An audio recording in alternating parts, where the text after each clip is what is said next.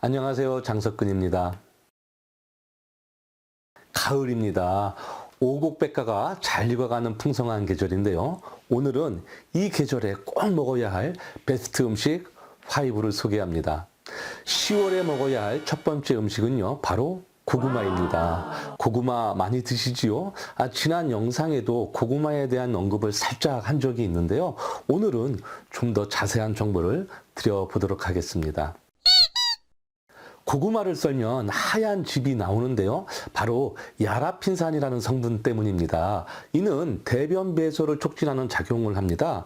또 고구마뿐만 아니라 감자에도 들어있는 피틴산은 금속 성분이 다른 물질에서 강제적으로 전자를 뺏어버리는 프리 라디칼로 바뀌는 것을 억제하는 작용을 하기 때문에 항염 작용을 하는 것입니다.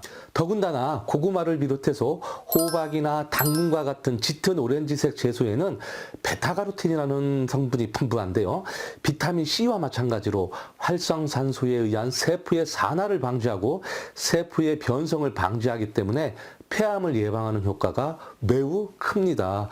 그래서 담배를 많이 태우는 사람은 이런 짙은색 오렌지색 채소나 고구마를 자주 먹으라고 하는 이유가 여기에 있었던 것입니다. 또한 고구마는 식물성 섬유수가 매우 많아서 변비를 앓는 사람에게 좋다라는 것은 이제 다 상식으로 아실 겁니다. 더군다나 뿌리 못지않게 줄기에도 콜레스테롤을 배출시키는 능력이 뛰어나서 고지혈증 환자에게 도움이 되고요.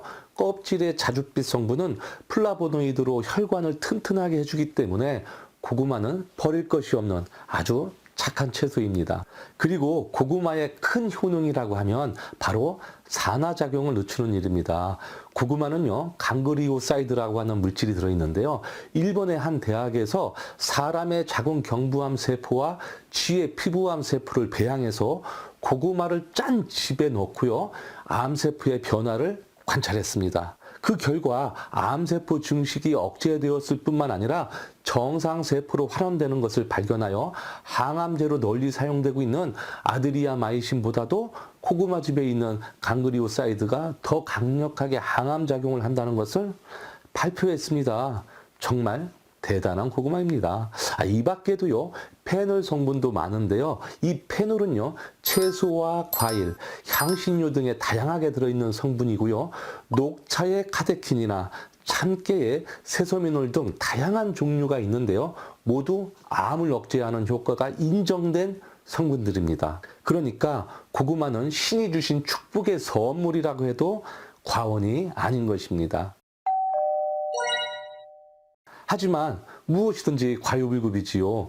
고구마의 풍부한 칼륨은 나트륨 배출에 도움을 주지만 신장에는 오히려 부담을 줄 수가 있습니다. 그래서 신장질환이 있거나 신장의 기운이 약한 체질은 과식을 삼가해야 합니다. 또한 단맛이 위의 점막을 자극해서 위산 분비를 촉진시켜 유기산을 생성하게 하기 때문에 유액이 역류하면서 식도를 자극할 수도 있음을 경계해야 할 것입니다. 게다가 고구마를 약 50분 이상 구우면요, GI 수치가 껑충 뛸 수도 있는데요. 실제로 고구마를 먹고 혈당을 재보면 170쯤은 가볍게 넘는 것을 볼 수가 있습니다.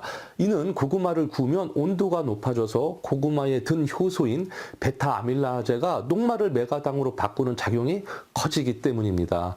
그래서 당뇨병 환자들이 고구마의 GI 수치가 낮다라는 잘못된 정보만 믿고 구운 고구마를 지나치게 많이 먹었다가 식후 혈당이 너무 높아지는 바람에 문제를 겪기도 하지요. 한편 고구마를 많이 먹으면요, 속이 쓰리고 방귀가 많이 나온다고 비평하는 사람도 있는데요. 장내 세균 활동에 영향을 줘서 이상 발효를 일으키기 때문에 방귀가 많아지게 됩니다. 이런 사람은요, 고구마만 드시지 말고 고구마를 껍질째로 먹거나 김치와 함께 먹으면 증상이 잦아지게 됩니다. 그리고 고구마를 찌거나 삶는 것보다 굽는 것이 더 단맛이 나고요. 고구마에 들어있는 비타민 C는 열에 강해서 조리를 하더라도 쉽게 사라지지 않는 특성이 있어서 구운 고구마는 약 70%, 찐 고구마는 약 60%나 유지를 합니다. 따라서 튀김이나 조림, 마탕 이런 다양한 요리법으로 고구마를 자주 섭취하시기를 강력하게 추천합니다. 10월에 꼭 먹어야 할 두 번째 음식은요, 바로 감입니다. 감은 풍부한 영양소와 항산화 성분이 함유되어 있습니다. 염증성 질환에 좋고요. 장 건강과 면역력을 높여줘서 감기 및 각종 질환 등을 예방할 수 있는데요. 그중에 비타민 C는 레몬보다 무려 1.5배나 많고요. 사과보다는 무려 10배나 많아서 단감 반 개만 먹어도요. 성인 기준 약 비타민C 섭취량을 충분히 넘고요. 비타민 A가 풍부하기 때문에 눈 건강에도 매우 좋은 것이 뭐라고요? 바로 감입니다. 특히 감잎은 성질이 차고 쓴맛을 내서 콜레스테롤을 낮춰주고요. 심장의 관상동맥을 이완시키면서 혈액순환을 촉진시키는 역할을 해주지요. 또한 감잎차는요. 고혈압 및 심혈관 질환 예방에 도움을 주고 비타민C가 100g에 무려 500mg이나 되어 있기 때문에 감기 증상이 있을 때 마시면 도움이 되는 것은 물론이고요. 알코올 흡수를 더디게 하기 때문에 위장의 열독을 제거해서도 좋지만 숙취 해소를 돕는 음식이 바로 뭡니까? 감입니다. 더군다나 요오드가 들어있어서 갑상선 질환자에게도 좋고요. 설사를 먹게 하면서 지혈작용이 있어서 피를 토하는 증상에도 좋고 가래와 기침 등 만성기관지염에도 효과가 좋으며 탄닌산이 들어있기 때문에 갈증을 없애고 가슴이 답답한 증상을 완화시켜주기도 합니다. 또한 풍부한 식이섬유가 장의 연동운동을 도와서 변비를 예방하고 탄닌 성분이 설사나 위궤양 증세에도 도움을 주면서요. 플라보노이드 성분이 세포를 보호해주고 체내 활성산소를 제거해주기 때문에 노화 방지 효과가 탁월한 것은 물론 피부를 곱게 하고 매끈하게 유지시켜 줍니다. 그 중에서 가장 뛰어난 효과는 바로 다이어트입니다. 100mg당 약 44칼로리로 57칼로리인 사과보다도 낮기 때문에 다이어트 효과를 볼 수 있어서 남녀노소 영양학적으로나 몸매 관리를 위해서라도 아주 훌륭한 열매라고 할 수가 있습니다. 더군다나 니코틴을 밖으로 배출시켜주는 그런 기능이 있기 때문에 흡연 후에 먹어도 좋은 것이 바로 감입니다. 하지만 무엇이든지 과유불급이지요. 감은 차가운 성질을 갖고 있습니다. 그래서 몸이 찬 사람이 필요 이상 섭취하게 되면은 소화불량이나 배탈, 설사를 할 수도 있고요. 감의 탄닌 성분이 체내 수분을 흡수해서 대변을 단단하게 만드는 효과가 있기 때문에 변비를 유발할 수도 있으니까 적당량을 섭취해야 하는데요. 아랫배가 차고 빈혈이 심하거나 식욕이 없거나 체중이 많이 나가는 사람은 주의를 해야 합니다. 또한 한의학에서는요, 개하고 궁합이 매우 나쁘다라고 보고 있는데요. 조선의 경종도 생감과 간장게장을 먹고 죽었다라는 설이 있으면서 실제 동의보감에서도요, 몸이 찬 사람이 차가운 게와 홍시를 함께 먹으면 그 차가운 효과가 지나치기 때문에 주의를 해야 한다라고 기록하고 있습니다. 이런 말이 있습니다. 감은 태음인에게는 독이요. 태양인에게는 약이다 라는 말인데요. 그만큼 태양인에게 아주 좋은 식품입니다. 태음인에게 독이라고 한 표현은 진짜로 죽는다는 것이 아니라 바로 체중 증가가 되기 때문에 그런 표현을 한 것이고요. 체중을 조절할 수 있거나 면역력이 떨어진 저 같은 태음인이라면 자주 섭취하시기를 권장하지만요. 몸이 차서 겨울이면 손발이 차다 못해 저리기도 할 수 있는 소음인들은요. 지나치게 과식을 하지 않는 것이 좋습니다. 10월에 먹어야 할 세 번째 음식은요. 바로 대추입니다. 대추는 한방약재로 수천 년 동안 사용되어 왔고요. 강삼조이, 즉 생강세 쪽에 대추 두 개가 최고의 궁합이라고 불리고 있는 것은 그만큼 생강과 대추의 콜라보레이션 효과가 좋기 때문에 날이 차가워지면 주전자에 생강과 대추를 넣어서 끓여 먹는 것입니다. 게다가 대추는요, 열매가 주렁주렁 열리기 때문에 예부터 자손을 번식한다는 뜻으로 여겨져서 제사상은 물론이고요. 결혼식 패백 때도 사용을 하지요. 저도 패백 때 부모님이 던져주시던 대추를 잘 잡아서 그런지 지금까지 행복한 가정을 잘 이루고 있습니다. 대추의 가장 큰 효능은 뭘까요? 대추는 십이경맥을 도와서 몸 안의 체액을 보충해 주어 예전부터 신경쇠약과 빈혈, 식욕부진 등 약물의 독성을 풀어주는 효능은 물론이고요. 냉증, 위장보호, 피부 미용, 정신적 안정, 불면증, 노화 예방 등 정말 많은 효능을 발휘하는데요. 감초와 더불어서 한의학에서는요, 단맛을 내기 위해서 사용하기도 하고, 기본적으로 여러 생약 성분을 좋아해 주기 때문에 메인 재료는 물론이고, 부재료로도 사용하는 경우가 굉장히 많습니다.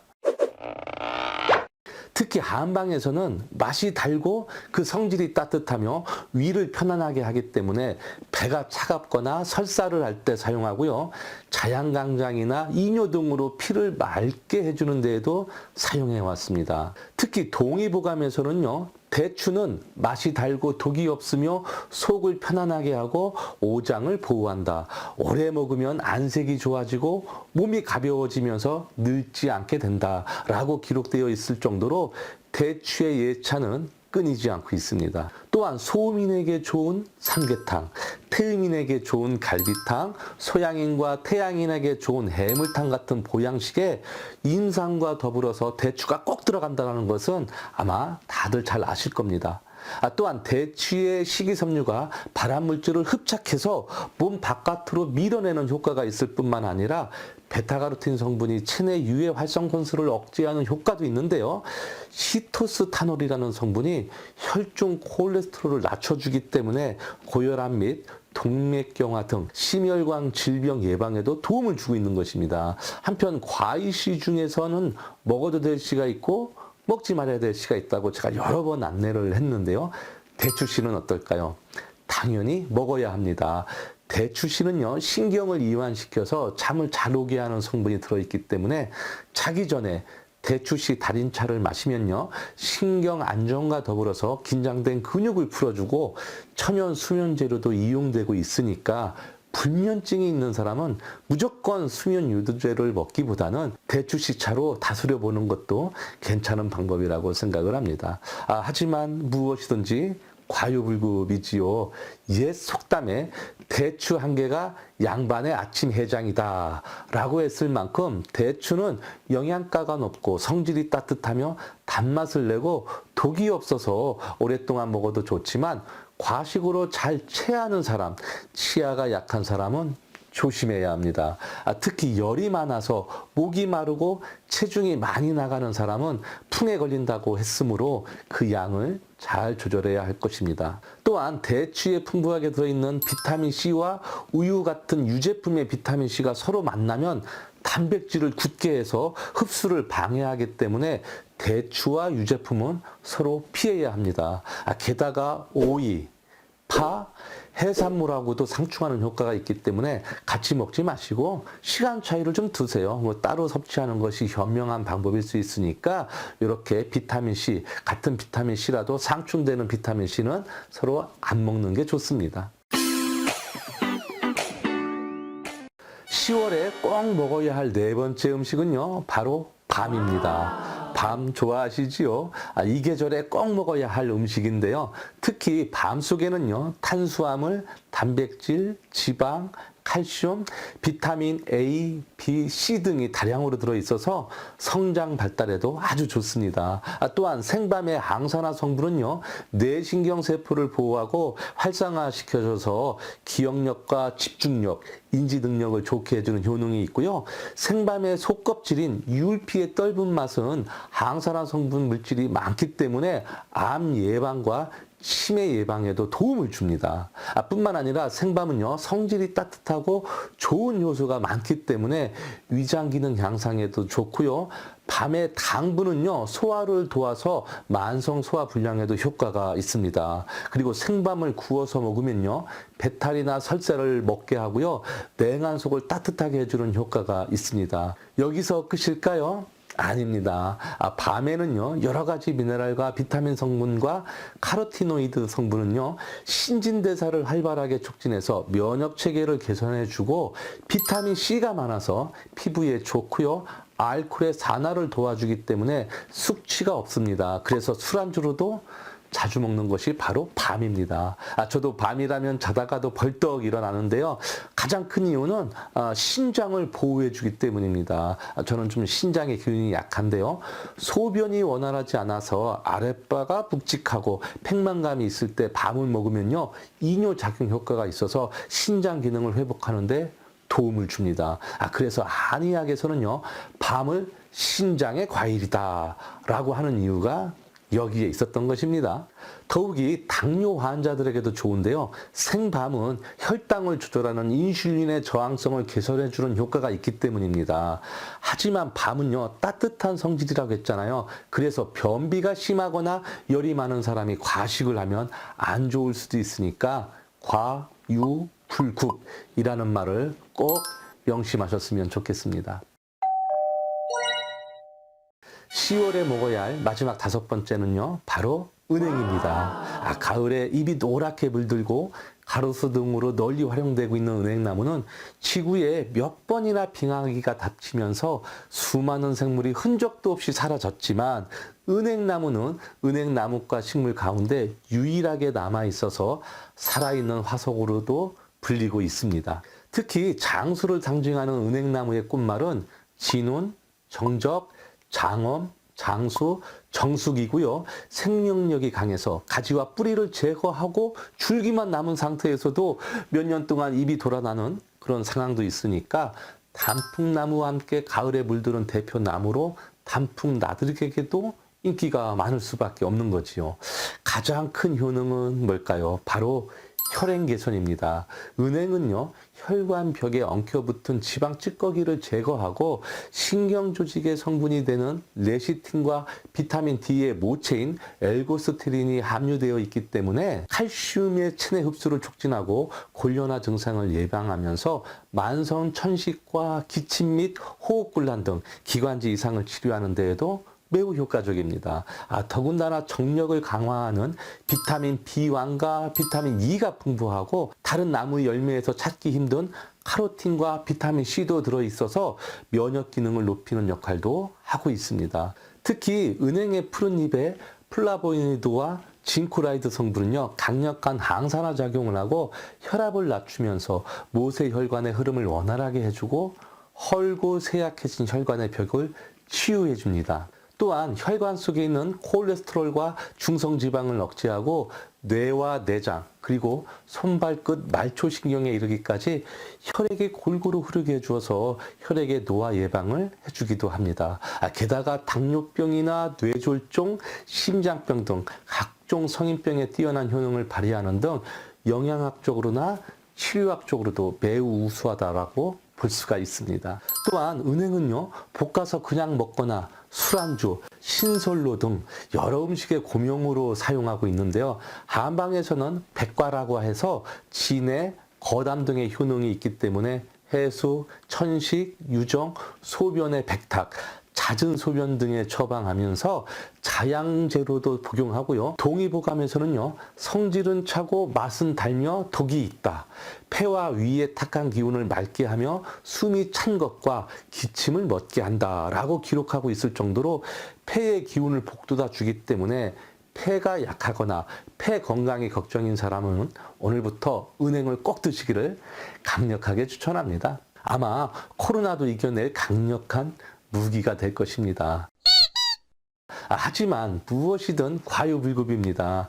지독한 냄새 외에도요, 징크톡신, 메칠피리독신이라는 독성물질이 있어서 체내 신경 전달 물질의 합성을 방해하기 때문에 경련이나 발작, 구토, 의식 소실 등을 유발하면서 중독에 걸리면 말초신경의 기능장애가 일어나서 촉각 및 감각을 무뎌지게 하고요. 심하면 사망에 이르기까지도 하는 사례가 있기 때문에 은행을 함부로 과식해서는 안 됩니다. 게다가 볶아도 독성 물질이 아예 사라지는 것은 아니기 때문에 식품의약품안전처에서는요, 은행을 어른은 하루 10알 미만, 어린이는 약 2~3알 이내로 섭취하도록 권장하고 있는데요. 오줌 싸기 아이들에게는 안 먹이시는 것이 상책입니다. 특히 볶을 때는 고온에서 약 8에서 10분 동안 볶으면요, 독성 물질은 줄고 항산화 물질 함량은 높이는데 도움이 되니까 반드시 약 10분 정도 볶으시기를 당부드리겠습니다.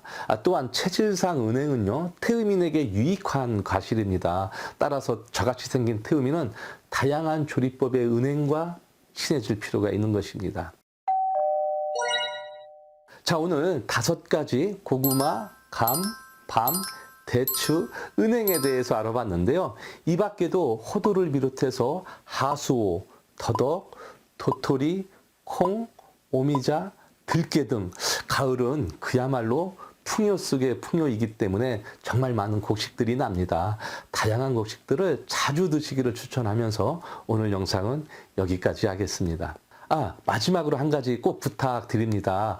식약 동원, 즉 음식과 약의 근원은 같습니다. 음식으로 고치지 못하는 병은 약으로도 못 고친다라는 영원불면 진리를 다시금 확인하시고, 아프면 우리가 약을 먹어서 치료를 하듯이 지금 여러분이 앓고 있는 질환이 있다면 먼저 음식 섭취, 즉 푸드 테라피를 우선적으로 해보시기를 꼭 당부드립니다. 왜냐하면 먹는 것이 중요하기 때문입니다. 자, 오늘 영상 잘 보셨다면 좋아요와 구독도 눌러주시고요. 이 영상을 주변에 널리 다 공유해서 함께 건강했으면 좋겠습니다. 장석근이었습니다.